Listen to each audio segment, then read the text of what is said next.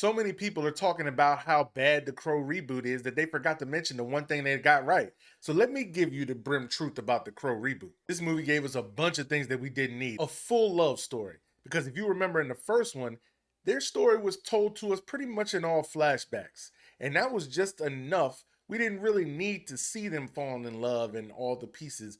We just kind of needed the backstory to know his motivation. And this one, they went too deep into it. A city that had too much beauty. If you remember in the first one, that city was dark. It was like a cesspool of crime. It was almost like Gotham over there. This, they went to the opera. It was beautiful cars, all that stuff. It was just way too bright.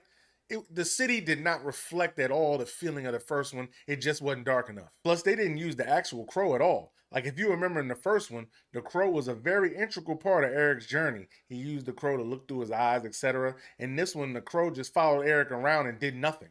I mean, the movie's called The Crow. Why wouldn't you use it? The one thing that the Crow reboot did get right that I enjoyed were the effects. Because let's just be honest, the effects back then were trash. I mean, look at this hand right here. This is probably the worst looking hand you've ever seen in your life. But that's just due to technology and things at the time.